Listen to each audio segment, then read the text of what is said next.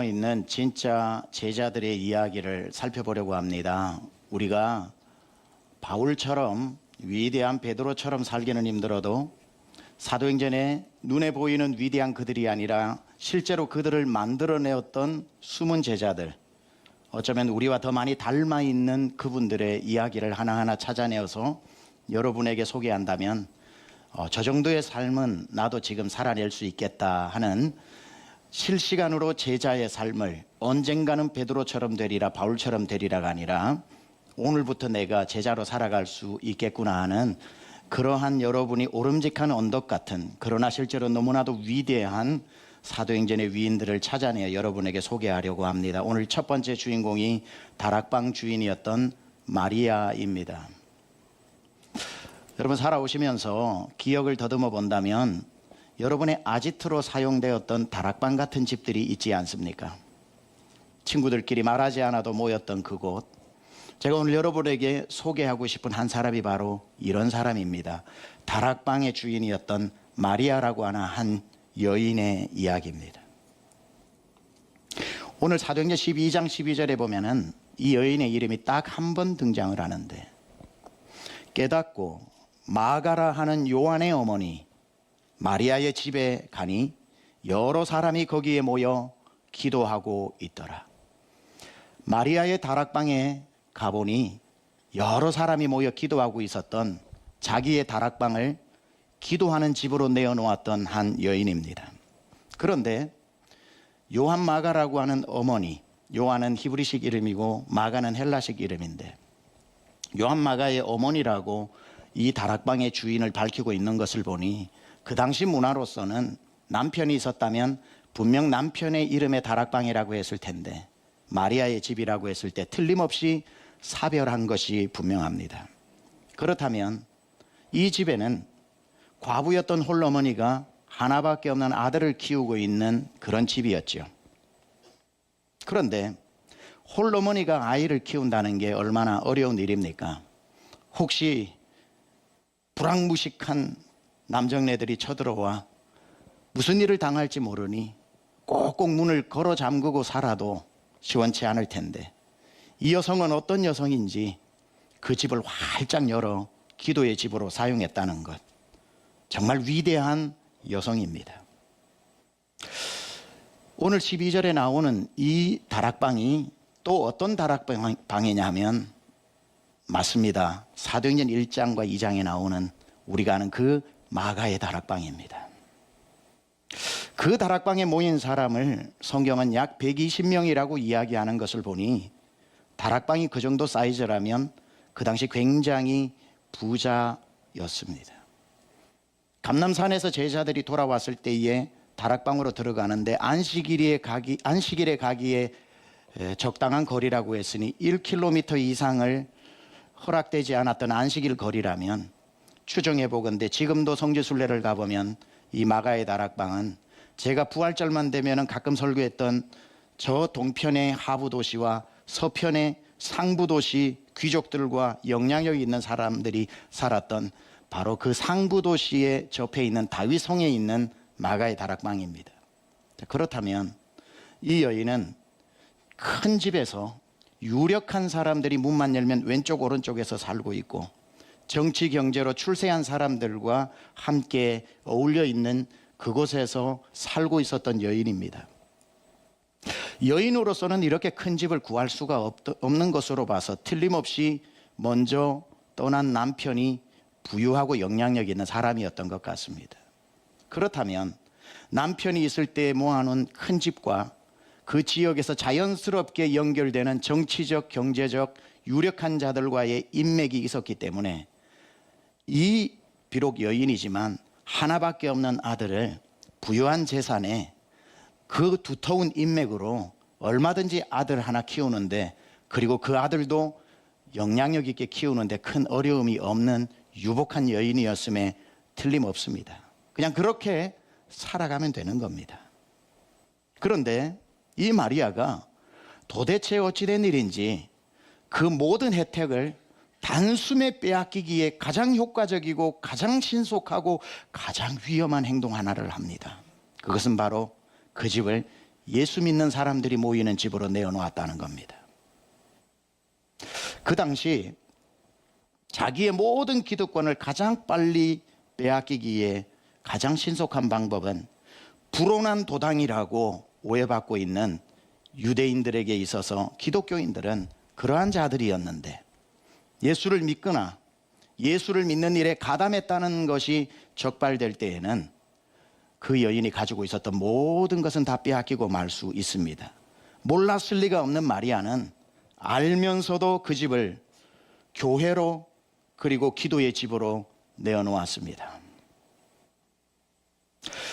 이 집은 도대체 언제부터 예수 믿는 제자들이 모이는 장소로 사용되었을까요? 바로 최후의 만찬을 가졌던 집이 이 집입니다. 예수님과 제자들이 찾아와서 최후의 만찬을 가졌던 그때입니다. 다락방을 내어달라는 그 요구에 순종했던 남자들이 오니까 문 걸어 잠근 게 아니라 내어놓았던 그 헌신이 자기도 몰랐는데 이 세상 최고의 위대한 식사인 최후의 만찬을 하게 된 다락방이 되었던 겁니다. 이런 것 같아요. 그 여인도 모르고 했는데 그게 그렇게 위대한 장소로 쓰임받을지 몰랐던 것처럼 오늘 여러분이 섬기고 있는 그 아름다운 헌신이 여러분에게는 무슨 일이 앞으로 일어날지는 몰라도 우리 교회의 역사에 열었던 목장 모임의 우리 집이, 교실처럼 열었던 우리 집이, 여러분의 사무실 한켠을 모임의 장소로, 아니면 여러분이 가지고 있는 무엇을 정말 하나님의 나라를 위해 사용하도록 내어놓았던 그것이 하나님의 나라와 교회의 역사에 얼마나 위대한 흔적을 남기는지 우리는 알 수 없는 일입니다. 순종과 헌신은 반드시 축복이라고 하는 선물과 함께 다가오기 때문에 계산기 두드려서 순종할까 말까가 아니라 이 여인이 예수님과 그의 제자를 자기 집에 호스팅할 때에 조금도 주저하지 않고 오케이 하고 순종했을 때에 그 집이 최후의 만찬의 자리가 된 것처럼 순종이 기회가 왔을 때 여러분 잡으시기 바랍니다. 지나고 나면 내가 우리 집에 모실 걸 하는 게 아니라, 우리 교회도 성교관이 있습니다. 분당 오리역에도 있고 뚝섬에도 있고 저 여의도에도 있습니다. 와 부자네 아닙니다. 우리 성도님들이 그 집을 내어놓은 겁니다. 밑에 층을 내어놓고 오피스텔을 내어놓고 또 분당에 있는 분은 아예 교회에 헌납을 하고 그렇게 자기의 재산과 자기의 거할 곳을 선교사님들이 쉬어가는 곳, 하나님의 사람들이 회복되는 곳으로 내어놓는 분들, 쉽지 않은 일입니다. 그래도 그 헌신을 기쁘게 감당했던 것은 그 헌신과 순종의 기회는 반드시 하나님이 축복이라고 하는 선물과 함께 오기 때문에 저는 그 일들을 포기하지 않기를 권면합니다. 그런데 어쩌면 가만히 생각해 보면 마리아가 예수님과 제자들을 최후의 만찬 6월절 식사 자리로 자기의 집 다락방을 내어놓는 것은 생각보다 어렵지는 않습니다. 왜냐하면 그때까지만 하더라도 예수님은 예루살렘의 슈퍼스타였기 때문에. 마태복음 21장에 예루살렘 입성하실 때에 사람들은 다 왕이 될 줄 알고 나귀를 타고 입성하시는 그분 앞에 몰려가서 왕의 입성을 축하하는 것처럼 반겼기 때문에 그 지점에서 왕이 될 줄 아는 그분이 우리 집에 온다고 하니 그 기회를 놓칠 리가 있겠습니까? 어쩌면 서로 앞다투어 예수님을 자기 집에 모시고자 했을 텐데 그 기회가 마리아에게 왔으니 아마 기쁘게 순종했을 것 같습니다. 그래서 최후의 만찬을 가지게 되었는데 거기까지는 쉬운 순종이겠지만 진짜 난감한 것은 그 다음 날부터입니다. 왕이 될 줄 알았던 그분이 중범죄자가 되어 바로 하루아침에 십자가에 달려 사형을 당하게 됩니다. 그리고 예수 도당이었던 그의 제자들은 지명수배자가 되어 도망가면서 삽시간에 어제와 오늘이 다른 분위기가 만들어집니다. 자, 이때는 마리아는 그들과 함께 있었다든지 그들에게 집을 내어줬다는 이야기만 들려도 자기가 모든 것을 뒤집어 써야 하는 난감한 처지에 이르렀기 때문에 이때만큼은 거리두기를 해야 됩니다. 지난 3년 동안 우리의 가슴을 철렁철렁하게 했던 거리두기, 그리고 우리 집에는 더 이상 못 모여요 하면서 집합 금지 명령을 내려야 합니다. 참 아픈 두 단어가 떠오르네요. 거리두기와 집합 금지 명령.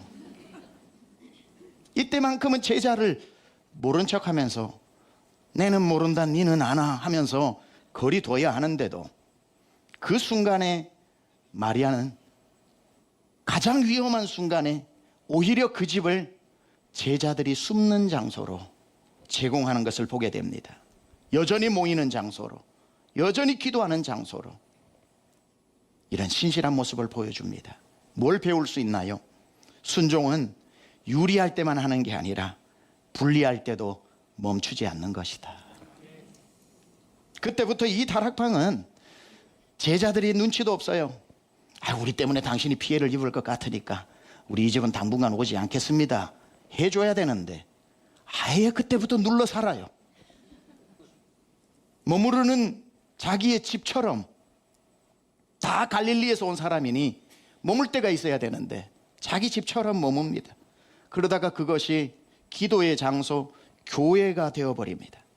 사도행전 1장에 보면 13절 14절에 500명이 모여 감람산에서 우리 주님 승천하시는 것을 본 다음에 380명은 뭐 예루살렘에 집이 있었는지 바쁜 일이 있었는지는 몰라도 자기의 처소로 돌아가고, 120명은 예수님의 승천을 보고 두런두런 얘기하다가 우리 어디로 갈까라는 한마디의 논의도 없이 늘 그렇게 해온 것처럼 걸어가다 보니 120명이 똑같이 가는 곳이 바로 이 집이었습니다. 얼마나 많이 드나들었으면 서로 논의하지 않고도 한 마음으로 가는 집이 되었을까요?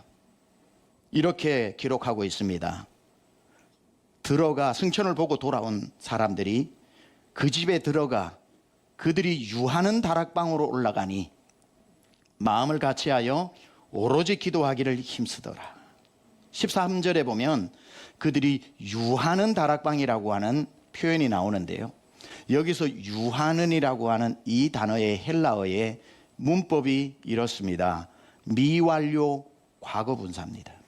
미완료 과거분사라고 하는 것을 풀면 어떤 뜻이냐면 늘 해오던 일을 계속하고 있는 것, 완료되지 않은 것. 그러니까 늘 유해왔던 그곳이었다라는 것. 그날 한번 찾아간 집이 아니라 그들이 늘 해왔던 미완료 과거분사, where they were staying 이라는 뜻입니다. 그들이 머물고 있었던 집, 그들이 지속적으로 모여오던 다락방. 이렇게 그들이 모이기 시작하자 그 집은 이제 초대교회를 움직이는 엔진이 되었습니다. 사람들은 그렇게 감람산에서 돌아와 그 다락방에 올라가 열흘 동안 나오지 않고 간절한 마음으로 기도하기 시작했는데, 드디어 전 세계에서 가장 유명한 성령 강림 사건이 그 다락방에 바람같이 불같이 임하면서 인류 역사에 존재했던 다락방 중에 가장 유명한 다락방이 됩니다. 하지만 마리아의 헌신은 점점 핍박 수위가 높아지는 기독교 핍박 가운데도 자기의 집을 닫을 줄을 몰랐습니다. 계속 열었습니다. 12장으로 가면 초대교회 사도 중에 한 명인 야고보가 참수형을 당합니다. 유대인들이 기독교의 지도자 중에 한 명인 사도 야고보를 죽였을 때 기독교인들이 반란이 일어나고 유대인도 너무했다고 원망이 올라올까 조마조마했는데 유대인들 모두가 그 사실을 기뻐하는 것을 보고 담력을 얻어서 그들의 수장인 베드로를 죽임으로 예수도당을 멸하려고 하여 베드로를 잡아 옥에 가둡니다. 착고에 발을 채우고 쇠사슬로 손을 묶고 군사 2명을 옆에 같이 세워놓음으로 유월절이 끝나기가 무섭게 꺼내어 그도 목을 치려고 하는 그 순간이었습니다. 기독교 역사상 초대교회의 핍박의 수위가 가장 높았고, 그때에 만약에 이런 예수 도당 앞에 자기의 집을 열어놨다면 마리아조차도 순교의 반열에 서야 할지도 모르는 가장 위험한 순간이었습니다. 그때만큼은 자기 아들을 봐서라도 내가 죽으면 누가 우리 아들을 키우나 해서 잠시 문을 닫을 만도 한데 오히려 마리아는 베드로가 옥에 갇혀 있는 순간에 다시 자기의 집을 닫지 않고 열어둡니다. 사람들은 모여 베드로를 살려달라고 기도하기 시작했던 장면이 오늘 저와 여러분이 읽었던 12장 5절. 이에 베드로는 옥에 갇혔고 교회는 그를 위하여 간절히 하나님께 기도하더라. 이때 모인 곳이 마리아의 다락방입니다. 기도를 시작했지만 감옥에 있었던 베드로는 우리 형제들이 기도하고 있다는 사실을 알 리가 없고 그저 6월절이 끝나면 나는 죽는구나 생각하고 있던 그 밤에 놀라운 일이 벌어집니다. 깜깜한 감옥이 환해지더니만 천사가 자기의 허리를 툭툭 치면서 일어나 신발 신고 겉옷을 입어라 하는데 갑자기 자기의 쇠사슬이 딱 벗겨지고 자기의 착고가 뚝 하고 끊어지면서 일어납니다. 금방 옆에 있는 군인이 알아야 되는데 웬일인지 그 장면을 하나도 보지 못합니다. 천사가 따라 나오라 해서 따라 나가니 첫 번째 파수꾼인 초소를 지나는데 분명히 들켜야 하는데 내 앞에 창을 들고 서 있는데도 내가 지나가는 것을 알지 못합니다. 두 번째 초소를 지나가는데도 여전히 내가 지나가는 줄을 모릅니다. 그래서 꿈이구나 생각합니다. 마침내 시내로 나가는 그 마지막 감옥문에 이르렀을 때에 놀라운 일이 일어납니다. 굳게 닫혔던 감옥문이 스르르 자동문으로 열리니 인류 최초의 자동문이 거기서 시작된 겁니다. 열려서 밖으로 나아가서 보니까 모든 착고가 풀어지고 자기는 감옥 밖에 있는 겁니다. 순간적으로 소름이 돋습니다. 내가 탈옥수가 되었다는 거예요. 잡히는 순간 나는 죽을 것 같아. 도망가는 심정으로 어디를 갈까 생각했는데 제일 먼저 생각난 집이 그 다락방입니다. 그래서 그는 뛰어가면서 내가 어떻게 이렇게 풀려났을까 하면서 몸을 은신하기 위해 늘 가던 그 집으로 가서야 왜 내게 이런 일이 일어났는지를 알게 되었습니다. 도착해서 보니 베드로를 풀어달라고 그 다락방에서 간절히 성도들이 기도하고 있었던 겁니다. 12절이 이렇게 증언하고 있지요. 베드로가 깨닫고 마가라 하는 요한의 어머니 마리아의 집에 가니 여러 사람이 거기에 모여 기도하고 있더라. 이 마리아의 집은, 이 다락방은 모든 묶인 것을 풀어버리는 기도의 집이었던 겁니다. 사도행전 2장에서는 이 다락방이 하늘의 문을 열어 성령이 오게 하시고 12장에서 이 다락방은 감옥문을 열어 풀어내게 하고 한 여인이 자기 집 하나 내어놓은 것 뿐인데 그 집이 하늘의 문도 열고 감옥의 문도 열더라는 거예요. 저는 여러분의 헌신으로, 여러분이 목장으로, 여러분의 집을, 여러분의 사업터를 모이는 장소로 거기에서 성도들이 모여 기도할 때마다 그곳에 하늘의 문이 열리기를 축원합니다. 그곳에서 드리는 기도에 묶인 자의 감옥문이 열리기를 축원합니다. 성도를 묶고 있는 모든 문제의 결박을 끊어내기를 축원합니다. 그 집이 그 역할을 했던 겁니다. 그야말로 그 다락방은 골방에서 열방을 움직이는 센터였던 겁니다. 어떻게 초대교회가 세워질 수 있었고 어떻게 감옥문이 자동문처럼 열릴 수 있었고 어떻게 굳게 닫힌 하늘이 갈라져 성령이 임하게 되었는가.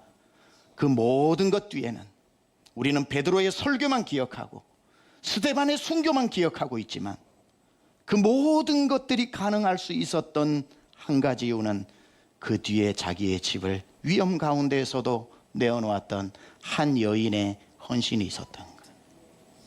베드로의 이야기가 아니라 바로 우리가 할 수 있는 한 여인의 이야기인 거죠. 목장 모임 하자고 할 때 제일 먼저 드는 생각, 우리 집은 안 돼. 우리 집은 그럴 때가 아니야. 안 된다고 앞다투어 미안해요 미안해요 할 때 바보처럼 툭 나서면서 우리 집에서 모여요 하는 사람이 있습니다.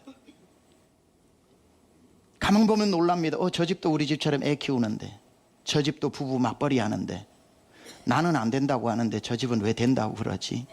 그래서 그 집에 가보면 아니나 다를까 뭐 편해서 넓어서 그렇게 연 게 아니라 우리 집처럼 고만고만 지저분할 거 지저분하고 우리 집처럼 좁을 만큼 좁고 내일이면 애들 깨워 학교 보내야 되는데도 불구하고 왜 나는 안 된다고 하는데 이 집은 문을 열까?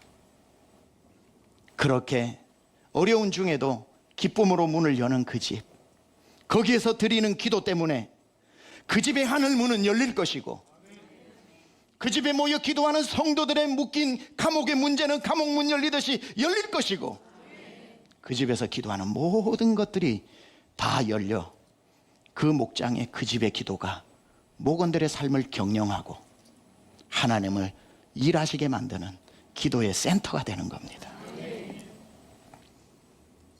그 집이 그런 와중에도 헌신했는데 제가 아까 말씀드렸죠. 즉각적인 헌신에는 하나님의 숨겨둔 복이 있다고. 예, 다시 말씀드립니다. 복 받으려고 순종하지 말고요.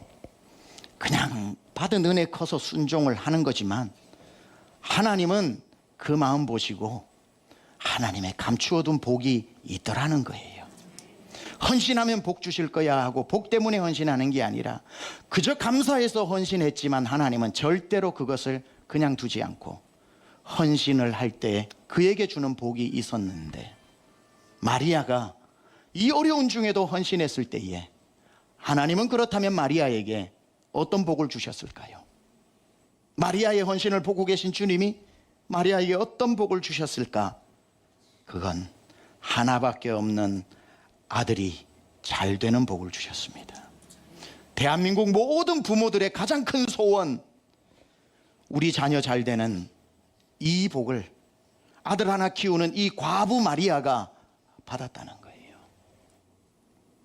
자, 지금부터는 마리아의 아들 이야기로 가보겠습니다. 그리고 이 이야기로 이제 마무리 지으려고 합니다. 이 어머니는 하나밖에 없는 아들 요한 마가를 금이야 오기야 눈에 넣어도 아프지 않은, 잡으면 꺼질까 불면 날아갈까, 나는 네 하나밖에 없다, 너 아빠가 너 하나 잘 키우라고 했는데, 그러면서 이 아들을 가지고 부유한 집안 부촌에서 이 사람 저 사람 인맥을 열어주면서 그렇게 살다 보면 이 마가 하나쯤 유명한 사람으로 만드는 거 어려운 일 아니었을 겁니다. 그런데 눈에 넣어도 아프지 않은 금이야 오기야 같은 이 아들을 이 엄마는 참 대책 없어요. 선교사로 보냅니다. 예, 바로 이 마가가 1차 전도여행 바나바와 바울과 함께 선교를 떠났던 그 마가입니다. 이 마리아의 오빠가 바나바입니다. 오빠, 우리 아들 마가 아직 철부지인데 나 하나님한테 드리고 싶어. 오빠가 좀 데리고 가서 선교 좀 가르쳐 줘요. 팔이 안으로 굽는다고 바나바가 그 아직 유소년밖에 되지 않는 마가를 데리고 선교지로 갑니다. 마리아의 엄마는 세상에 유명한 아들로 만들고 싶은 것이 아니라 하나님 나라의 유명한 아들로 키우는 게 가장 잘 키운 것 아닌가 싶어 그 아들을 품지 않고 내어놓은 겁니다. 하지만 이 어머니의 기대와는 달리 아들이 좀 실망스러운 소식을 전해줍니다. 삼촌과 대사도 바울과 함께 배를 타고 구브로 섬으로 갔다가 거기에서 배를 타고 밤빌리아로 올라갔는데 밤빌리아에서 비시디 안디옥으로 넘어갈 때에 타우루스 산이 가로막고 있는데 그만 기가 질려가지고 나는 못 넘어요 하면서 마가가 중도에 선교를 포기하고 돌아와 버리고 맙니다. 엄마의 마음이 좀 낙심됐겠죠. 아이고, 녀석 참 유약하다. 그냥 그 산 하나 넘으면 될걸. 근데 그렇게 마가는 선교에 실패를 하게 되죠. 그리고 마가는 대사도인 바울에게 밉보이게 됩니다. 실패의 기억으로 다시는 선교로 가려면 트라우마가 생겨서 난 못해, 난 안 돼, 그렇게 할 수도 있을 텐데 그는 포기하지 않고 삼촌과 함께 2차 전도여행을 떠납니다. 그는 실패의 트라우마에 갇히지 않고 실패를 실패시켜버리고 하나님의 사람으로 잔뼈가 굵어갔다는 말이죠. 그리고 마침내 시간이 흘러 Time goes by. 시간이 흐르면서 마가는 드디어 멋진 하나님의 사람이 됩니다. 그리고는 자기를 그렇게 밑봤던 바울에게까지 인정을 받는 그런 선교사가 됩니다. 바울이 나중에 로마 감옥에 갇혀 골로새 교회에 편지를 쓸 때에 이런 멋진 구절이 골로새서에 나옵니다. 바울이 로마 감옥에 있을 때에 자기 곁에 누가 있었는지 골로새서 4장 10절에 나와 함께 갇힌 아리스다고와 바나바의 생질 마가와, 드디어 마가가 바울의 동력자로 그 서 있었던 겁니다. 그리고는 골로새 교회에 어떤 사역이 있어서 마가를 파송하고 싶었던 것 같아요. 그래서 이렇게 당부합니다. 이 마가에 대하여 너희가 명을 받았음에 그가 너희에게 도착하거든 영접하라. 원어로 보면 기쁘게 그를 맞으라라는 뜻입니다. 바울은 드디어 마가를 자기의 동력자요, 자기의 수족처럼 자기의 선교를 맡길 수 있는 사람으로 마가를 인정해 줬다는 거예요. 그가 너희에게 도착하면 그는 존귀한 자니 그를 영접하라는 것. 멋진 선교사가 되어가고 있습니다. 그리고 시간이 좀 더 지나 바울이 이제 죽기에 이르게 됩니다. 마지막 죽기 직전에 쓴 책이 디모데 전후서이고요. 그것도 디모데 후서, 그것도 가장 마지막에 쓴 디모데 후서 4장에 여러분 잘 아는 이런 구절이 나옵니다. 누구는 어디로 갔고 그리스계는 어디로 갔고 다 자기를 떠나고 자기의 주치의인 누가만 나와 함께 있느니라 라고 이야기하면서 자기의 사정을 디모데에게 디모데 후서를 써서 보내면서, 여러분 사람이 죽을 때가 되면 보고 싶은 사람이 떠오릅니다. 제일 바울이 사랑했던 사람이 믿음의 아들 디모데였습니다. 그래서 이렇게 부탁합니다. 디모데야, 내게로 오너라. 내게로 오너라. 디모데를 죽음을 직감하고 보고 싶었던 것 같아요. 그런데 그렇게 말하면서 또 한 가지를 부탁합니다. 네가 올 때 마가를 데리고 오너라. 마가를 데리고 오너라. 그게 바로 디모데후서 4장 11절에 누가만 나와 함께 있느니라. 디모데야, 네가 내게 올 때에 마가를 데리고 오라. 그가 나의 일에 유익하니라. 제일 내 인생 마지막에 보고 싶은 사람. 그때 저놈은 안 된다고 바울과 바나바가 그렇게 심하게 다투어 끝끝내 바울은 실라를 데리고 가버렸고 팔이 안으로 굽는다고 바나바는 그래도 조카를 데리고 구브로로 가면서 마가는 안 돼, 마가는 안 돼 했던 그 마가가 바울 죽기 직전에는 가장 보고 싶은 사람이 되어 있더라는 거예요. 저가 나의 일에 유익하니라. 그래서 아마 디모데가 그 소식을 듣고 바울 선생님 돌아가시기가 다 되었다는 생각을 하고 마가를 데리고 로마로 옵니다. 그리고 바울을 만났겠지요. 그 다음 그 시기에 바울과 똑같은 시기에 로마에서 사역하던 또 한 분이 있었는데 그가 바로 베드로입니다. 로마로 왔다가 바울을 보고, 바울이 순교 목이 잘려 순교했죠. 그 즈음에 베드로를 만나서 베드로와 함께 마가가 사역을 하는데, 여러분 로마에서 베드로와 마가가 만난 게 얼마나 감동적인 장면인지 혹시 아십니까? 지금부터 설명드릴게요. 틀림없이 감동받으실 겁니다. 마가와 베드로는 로마에서 처음 만난 게 아니라 언제 처음 만났을까요? 최후의 만찬 때. 그때 아주 어린아이였던 마가 아무것도 모르고 그 넓은 집 마당에 뛰어놀고 있을 때 예수님 그리고 뒤에 12제자가 우르르 몰려 들어올 때에 누구지 했는데, 그 성격 좋고 호탕한 베드로 아저씨가 야, 너 이름 뭐야? 마간데요. 야, 이놈 똘똘하게 생겼구나 하고는 머리를 꾹 누르면서 머리를 쓰다듬어 주면서 너 이리 와봐. 이름 뭐라고? 마간데요. 그 녀석 참 영리하게 생겼다고 그 덥수룩한 수염으로 얼굴을 막 부비는데 하지 마요. 그리고는 베드로가 이리 와. 목마를 태우고는 다락방으로 성큼성큼 올라가 그 옆에 앉혀놓고 최후의 만찬을 하지 않았을까? 때로는 베드로 아저씨가 누군가에게 도망가듯이 쫓겨와가지고 불안에 떨던 모습도 보면서 마가구나. 잘 있었지.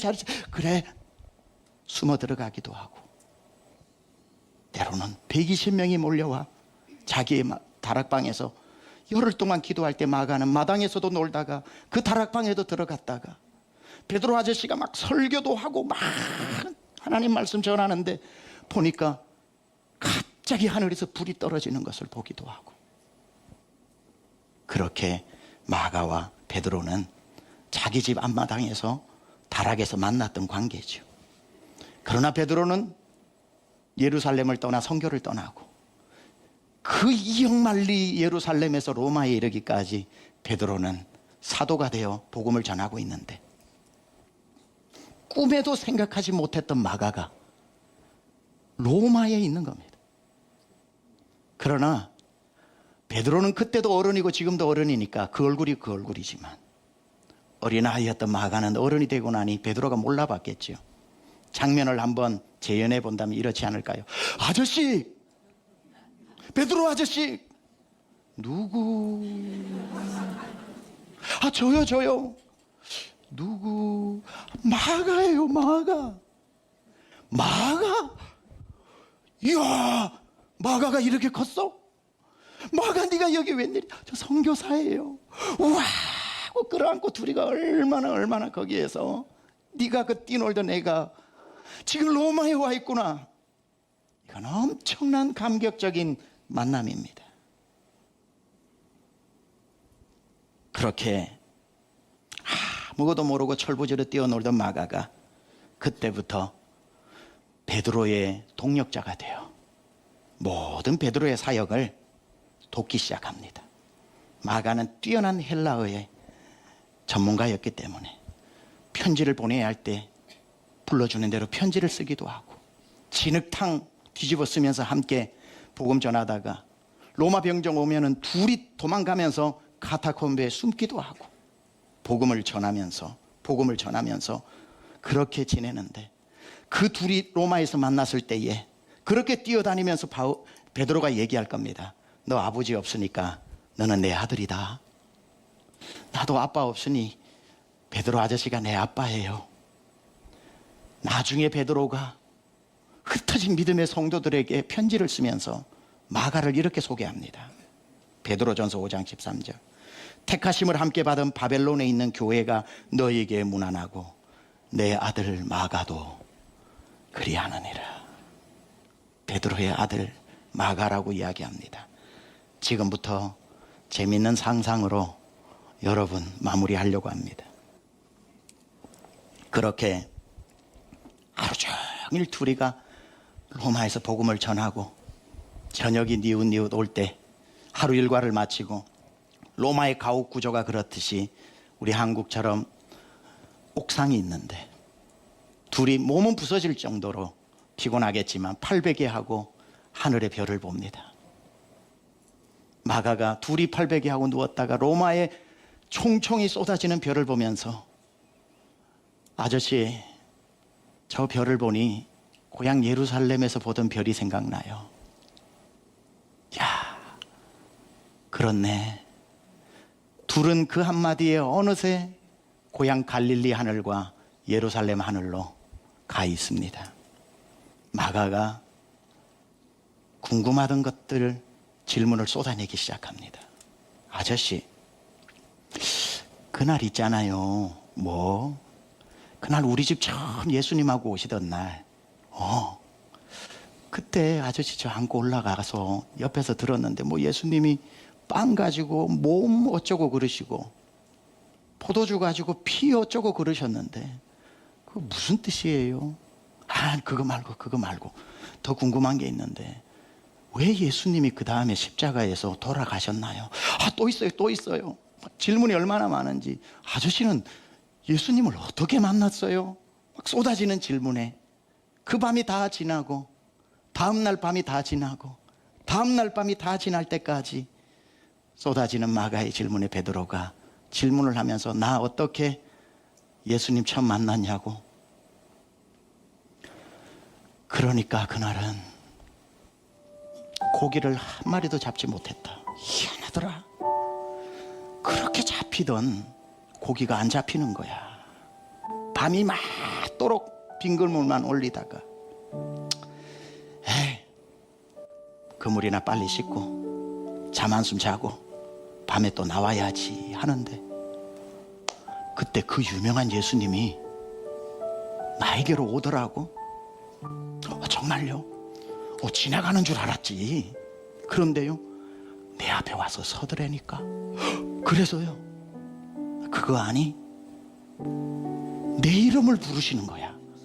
그분이 내 이름을 알더라니까. 가슴이 뛰더라. 그리고 그분이 뭐라고 했는 줄 아니? 뭐라고 했는데요? 이제 고기를 잡지 말고 사람을 낚는 어부가 되라 하면서 날 불러주신 거야. 와, 기분 좋으셨겠어요? 기분 엄청 좋았지. 그리고는 따라다니는데 세상에 물고기 2마리 보리떡 5개 가지고 5,000명을 먹이지를 않나. 내가 뭐라고 물리도 걸었다니까. 죽은 자가 살아나는가 하면 병든 자가 고침을 받고. 대단했었지. 매일 밤 아침이 오는 줄도 모르고 3년 반 동안 주님과 그 승천하여 그리운 주님을 베드로가 회상하면서 3년 반의 시간을 쭉 이야기하는데 마가가 옆에서 이 주옥 같은 이야기를 그냥 들을 수 없어. 잠시만요, 다시 말해주세요. 하나하나 그 멋진 헬라어로 적기 시작하는데 그 밤 적고 사역하고 돌아와 그 다음날 밤 또 적는데 그 글에 성령이 감화감동하여 여러분 손에 있는 마가복음이 된 겁니다. 그게 마가복음입니다. 한 여인 가장 위험한 순간에도 자기 집 하나 내어놓은 것뿐인데 그 집을 내어놓는 바람에 예수님도 수많은 제자도 내 아들을 만나주고 사철 발벗은 철없는 아이가 나중에 커서 푸른 마르고 꽃을 시드나 영원히 마르지 않는 하나님의 말씀을 기록하는 마가복음의 저자가 되었으니 이 여인의 헌신에 하나님이 주시는 선물이 얼마나 위대합니까? 그 헌신과 마가복음을 어떻게 비교할 수 있겠습니까?